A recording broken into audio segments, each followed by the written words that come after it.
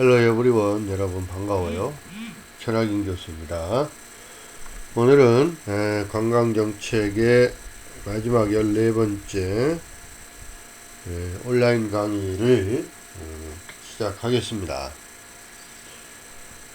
어느덧 이제 마지막 종강 시간이 되었습니다.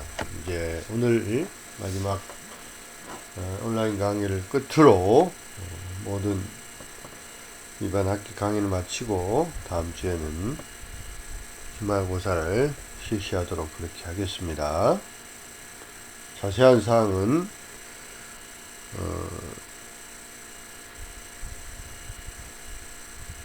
카톡방이나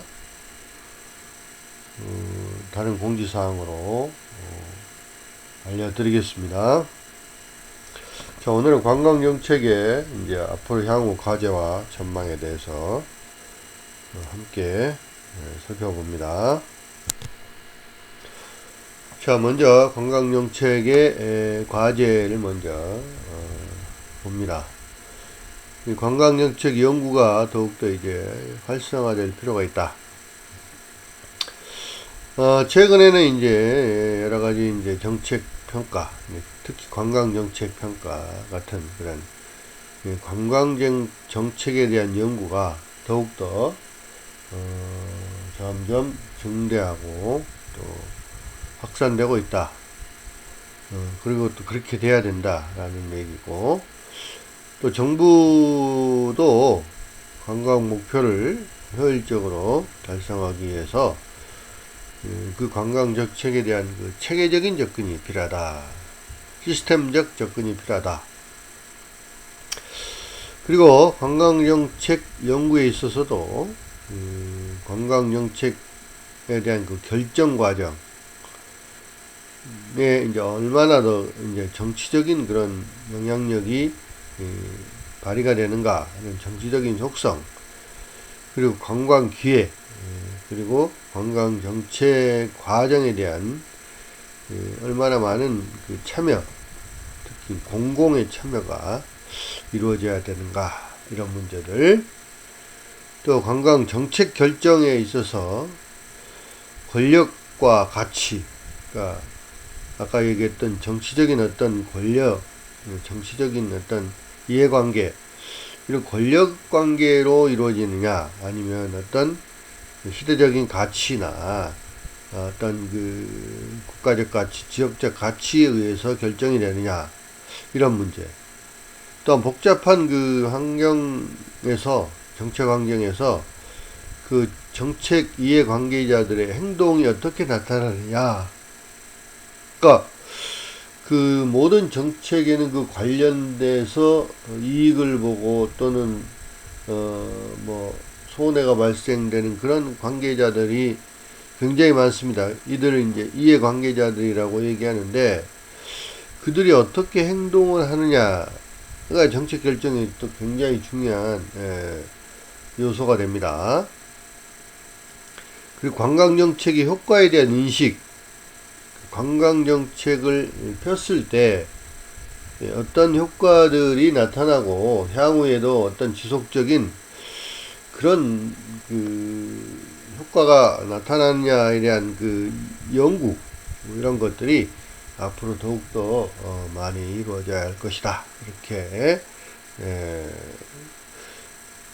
보는데, 이런 것들이 이제 지금까지는 조금 연구가 미비했다고 말씀을 드릴 수 있겠습니다. 그 다음에 이제 정부 간 또는 조직 간의 협력을 추진해야 된다. 이런 문제를 이제 한번 살펴보면, 관광정책을 원활히 추진하기 위해서는 정부 간에, 그러니까 정부 간이라고 하는 것은 뭐 대한민국 정부와 미국 정부 뭐 그런 그 글로벌 차원의 얘기는 아니고,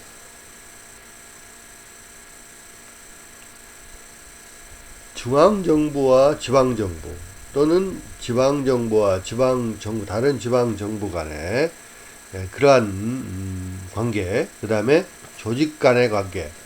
그러니까 여러 이제 그 관광 관련된 그 조직, 뭐 정부도 지방 정부도 있을 것이고, 또는 각종 기업들, 각종 관광 산업 관계자들, 여러 그 여행, 뭐 숙박, 교통 이런 여러 가지 그 조직들이 많이 관계가 되어 있는데, 이 그들 간의 상호 이해와 협력이 앞으로 더욱더 필요하다.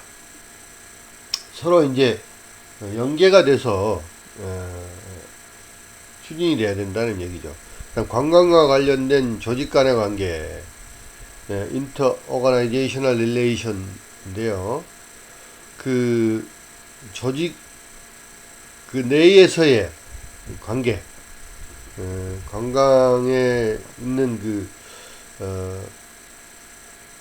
관련되어 있는 그 조직과 그 조직 내의 관계, 이런 것들이 새롭게 정립이 되고, 또 다양하게 서로 협력하는 사업들을 추진을 할 필요가 있다. 관광정책을 원활히 추진하기 위해서는 공과 사가 서로 협력해야 된다. 공공 부분과 민간 부분이죠. 사는 그러니까 퍼블릭 섹터하고 그다음 프라이빗 트레이드 섹터죠. 이 공적 부분과 사적 부분이 서로 간의 협력을 긴밀히 해야 된다. 그리고 특별히 이제 민간 관광 조직, 그 많은 조직들이 이제 트레이드 섹터, 이제 프라이빗 섹터죠. 민간 조직, 협회나 학회, 또는 노조, 뭐 NGO, 그러니까 시민단체, 이제 무정부 조직이죠. Non-Government Organization, NGO, 이런 것들에 대한 배려와 지원이 많이 필요하다, 이렇게 말씀드릴 수 있습니다. 그 다음에 이제 관광 정책의 참여자를 더욱더 확대해야 될 문제가 있는데요. 이 정책은 처음부터 말씀을 드리지만 공공 부분이 해당이 됩니다. 그러니까 그 정책은 공공 부분이 하는 일이죠. 정부나 공공기관들이 하는 그런 사업을 정책이라고 우리가 얘기하는데, 이 정책 부분에도 민간 부분의 참여를 더욱더 확대시켜야 된다. 즉 공과 사가 서로 협력하고 그 거버넌스를 형성을 해야 된다는 거죠. 관광 거버넌스, 민간 부분의 참여를 더욱더 확대시키고, 따라서 이제 정부 관광 정책에 대한 이해가 많이 필요하고, 또 이제 자발적으로 그 정부 관광 정책에 협력을 해야 하기 때문에 서로 협력을 하는 거죠. 민간 부분의 정책 참여가 무엇보다도 대단히 중요한 문제다, 이렇게 말씀을 드릴 수 있고요. 그리고 이런 관광 정책 과정에 참여하는 기존의 이제 공식적 정책 참여자, 주로 공공 부분이죠. 정부나 공공조직들, 이런 정책 참여자 중심에서 이제는 공식적 정책 참여자와 또 비공식적 정책 참여자, 아까 얘기했듯이 공공 부분의 참여자와 민간 부분의 참여자 간의 협력을 도모하기 위해서는 그 비공식 정책 참여자, 민간 부분의 정책 참여자인 정당, 이익집단, 언론기관, 전문가 집단, 일반 국민, 시민단체, 이런 참여의 폭을 더욱더 확대시키고, 또 각 분야의 실무 전문가들을 정책에 참여시키는 것이 중요하다, 이렇게 볼 수가 있습니다. 관광정책을 추진하는 데 있어서 이제 제도적 장치가 마련이 돼야 되는데요. 이 관광정책은 합법성, 그러니까 그 법과 그 규칙, 제도에 맞아야 되죠. 합법성과 공공성에 기초를 해서 추진하는 것이죠. 공공의 이익을 위해서 추진하는 게 관광정책인데요. 이런 관광정책이 활성화되기 위해서는 그 관련된 제도적 장치가 확립이 되고 마련이 돼야 되고, 계속적으로 개선이 이루어져야 합니다. 제도적 장치는 법과 여러가지 뭐 규제, 또는 규칙, 규정, 여러 가지 제도 이런 것들을 말하는 건데요. 그 다음에 관광기본법은 1970년대에 만들어졌기 때문에 그 시대의 가치와 정신을 그대로 담고 있어서 이제 21세기에 관광정책 여건을 충분히 고려해야 하는데 그렇지 못하다는 점입니다. 그래서 시대의 정신에 맞는, 시대의 가치에 맞는 개선이 필요하다. 그 다음에 관광정책 이념과 목표, 추진 방향이나 추진 방법 이런 것들에 대한 추진 체계를 적절히 구축하는 것이 중요하다. 어떤 시스템을 구축하는 것이죠. 관광 관련된 모든 정책에 대한 시스템을 구축을 해서 추진해야 될 필요가 있다.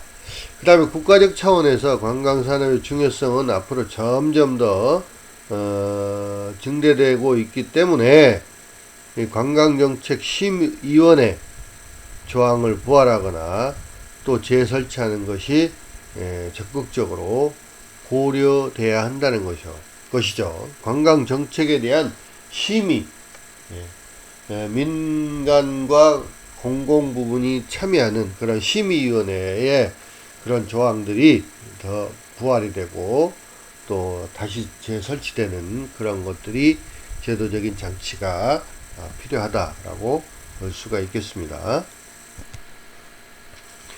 그 다음에 이제 관광정책의 시대적 가치를 구현하는 문제입니다. 이 관광정책의 추진은 시대적인 요구와 가치를 적극적으로 수용을 해야 합니다. 따라서 이제 트렌드 세팅, 트렌드 선도형 가치를 적극적으로 모색할 필요가 있다. 그 시대의 요구와 그 시대의 가치를 수용하는 트렌드, 그 시대의 트렌드에 맞는, 그러니까 트렌드는 어떤 그 시대의 추세나 유행을 말하는 거죠. 거기에 맞춰서 관광정책을 추진해야 한다.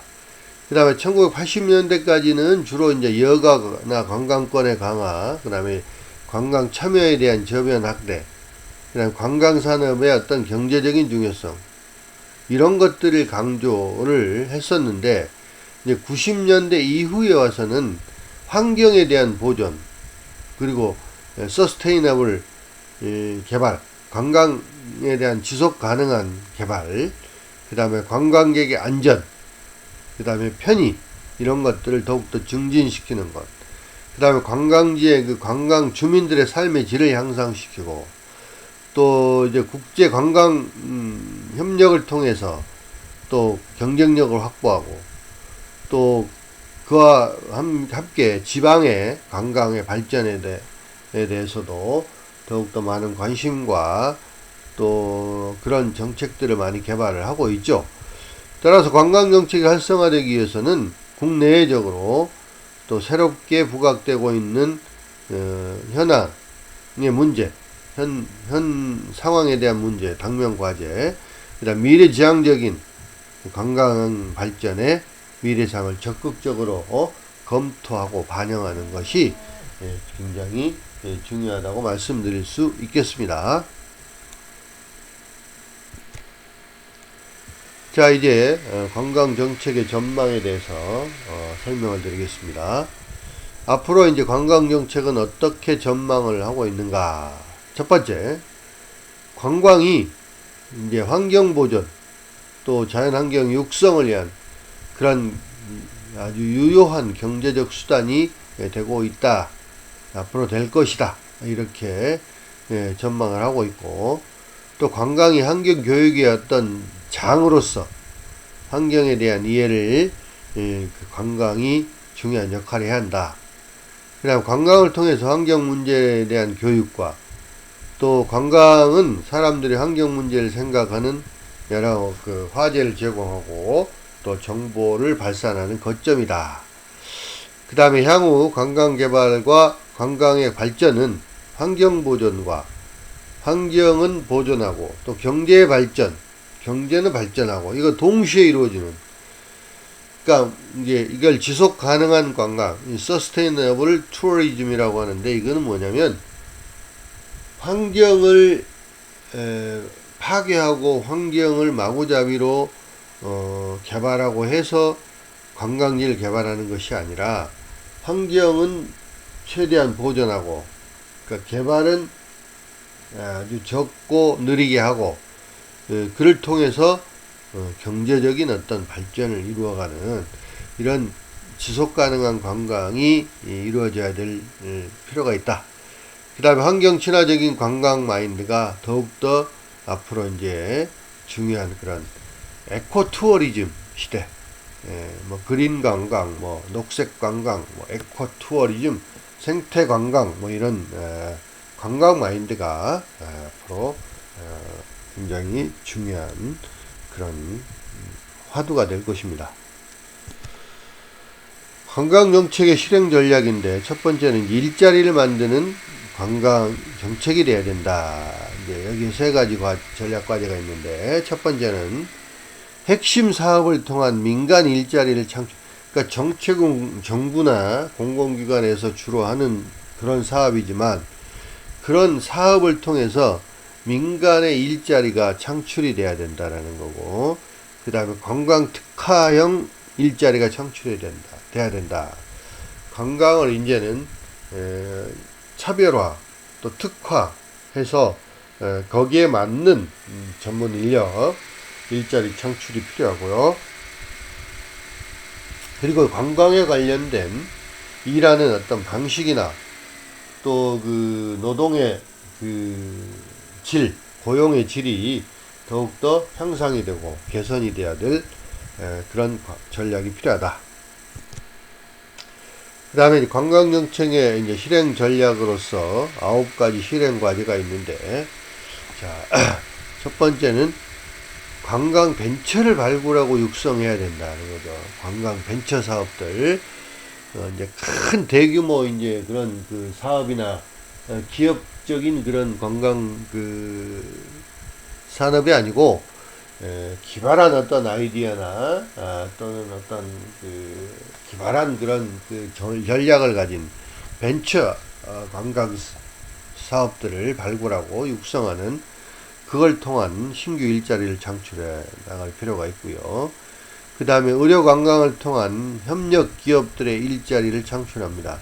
이제 의료 관광이 우리나라가 이제 앞으로 더욱더 발전을 할 것이고, 또 전망이 좋은 편이죠. 그래서 의료 관광과 관련된 협력 기업들, 여러 이제 의료와 관련된 많은 그 협력 기업들이 있죠. 거기에 이제 교통, 숙박, 뭐 또는 뭡니까, 뭐 관광, 뭐 회사, 뭐 이런 여러 가지 이런 것들을 통해서 일자리를 창출하는 것. 그다음에 지역 기반 일자리 창출하는 것.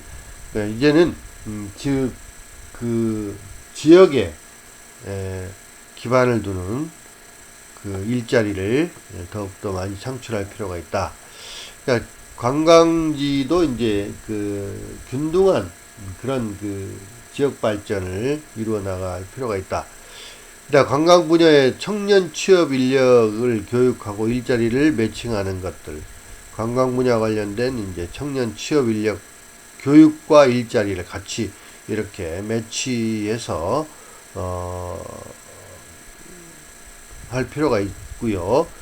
그 다음에 관광 관련 학과 대학생들의 해외 인턴십을 지원해서 선진 그 기술이나 선진 경영 기법 같은 것들을 많이 배워오고, 그렇게 해서 또 국내에서 활용할 수 있도록 지원을 할 필요가 있고, 또 관광 정보를 민간에게 공개를 해서 ICT 일자리를 창출할 필요가 있다. 그러니까 관광 정보 정책 관련은 이제 정부에 관련된 이제 정보죠. 이런 것들을 민간에게 공개를 하라는 거죠.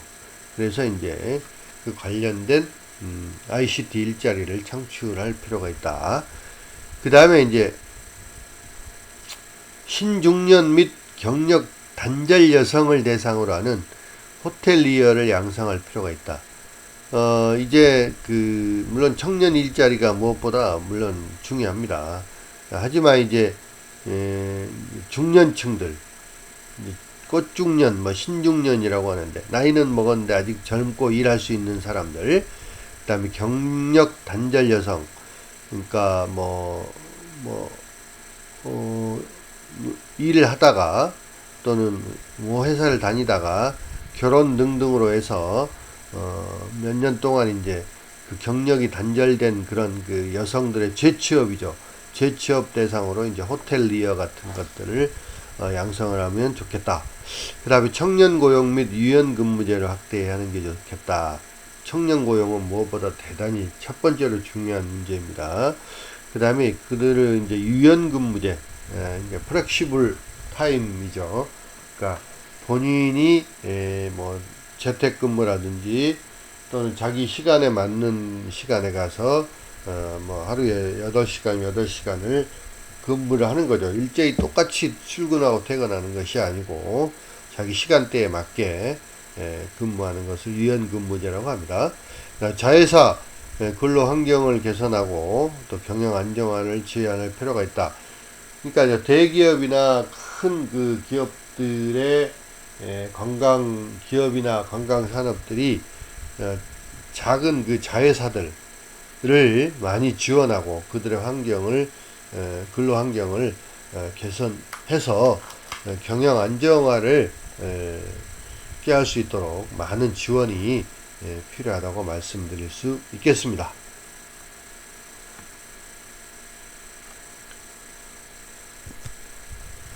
자, 여러분, 이제 오늘은 이걸로 강의를 마치도록 하겠습니다. 그동안 온라인 강의로 수업 듣느라고 많은 애를 썼고요.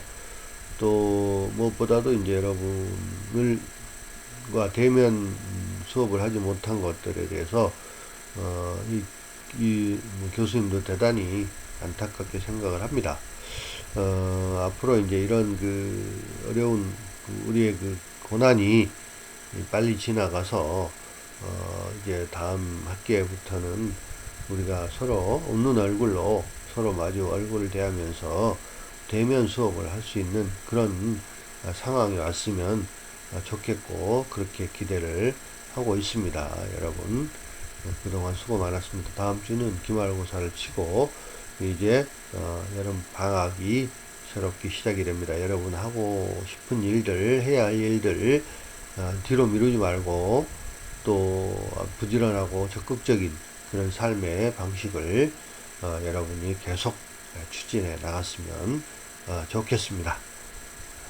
바이.